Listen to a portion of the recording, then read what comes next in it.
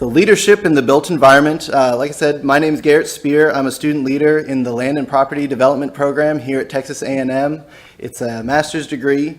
I'm the student leader for the Real Estate Development Association, and I'm grateful for the opportunity to be here to speak to you about the leadership in the built environment and the new paradigm that we are experiencing right now. The future of the built environment begins now. A lot of the social implications, the physical implications of our built environment necessitate that we strategically implement new paradigms to bring in a bright future. And for this vision to materialize, we require competent leaders that engage their teams, empower their teams to deliver creative solutions to a complex variety of challenges. There are many definitions of leadership, but the definition I aspire to is that leaders are people who bring people together.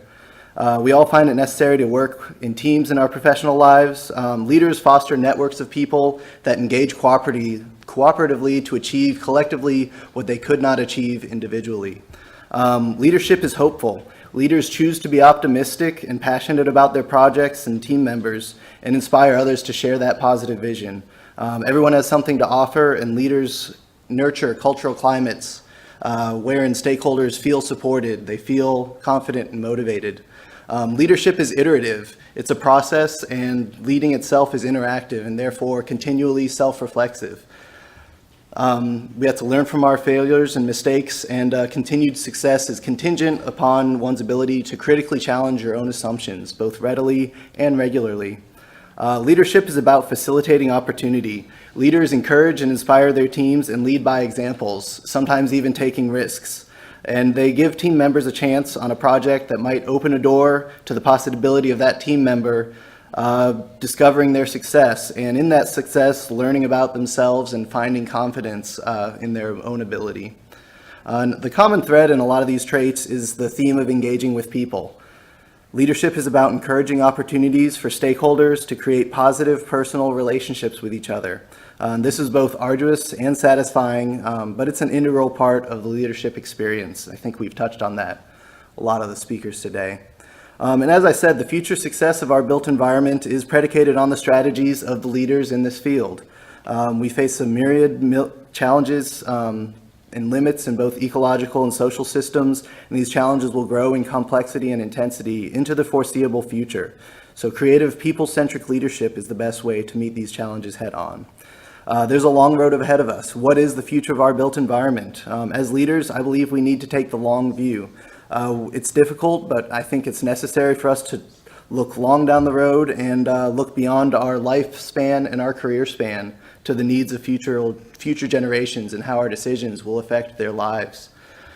The poet and the farmer Wendell Berry has a quote that goes, "Our main crop is the forest that we did not plant, that we will not live to harvest." I believe this directly applies to the built environment. We inherit the cities, the buildings and streets from our predecessors, our forebears, and likewise, most of our own projects will outlive us as individuals. We're not permanent owners of this built environment. Rather, we're temporary stewards. We pass on the baton.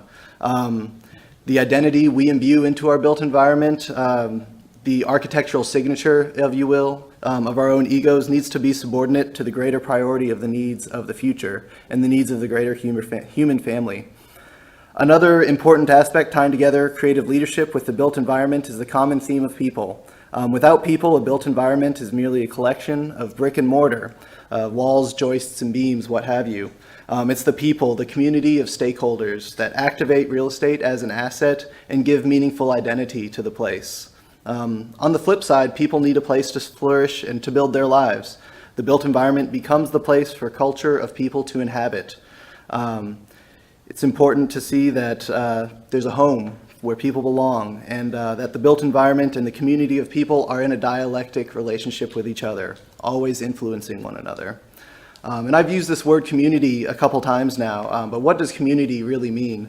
To borrow another's definition, community is the mental and spiritual condition of knowing that a place is shared, and in that way, knowing that people who share this place share in each other's lives and define each other's lives. So from this definition, we see that the built environment needs a community to make an make it an identifiable place. And this is the fundamental opportunity for leaders in the built environment. We have the ability and responsibility to shape the forms of the built environment and in this way influence the possibilities of community identity. One modernist future has envisioned spindly buildings floating on beams, devoid of physical or metaphorical connection to each other. Likewise, the residents of these futuristic homes would lack the social ties and connections to each other. On the other hand, a maybe more positive example of the future of the built environment would be the transformation we see slowly taking place in a lot of our urban areas. Places of unending sprawl or maybe urban blight and disrepair have become thriving communities where local stakeholders, this is the key, have chosen to reimagine the future of their own built environment. The project scale in building environments that promote community identity is negotiable, but I believe the most effective level is at the neighborhood. To truly engage stakeholders in personal relationships, leaders must take the time to make a relationship, make a personal connection, and not only among their team members, but with their team members and with others. And this goal becomes unachievable in some larger orders of magnitude. People really care about what's happening in their own neighborhood, and incremental improvements have both a wider impact and imbue a sense of local ownership in a community. And this is an opportunity for engagement in leaders, the built environment.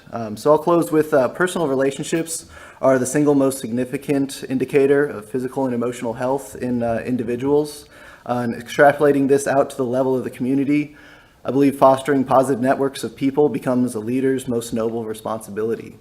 Therefore, crafting our built environments to nurture these community networks is a strategy for the new paradigm of leadership in the built environment. Thank you.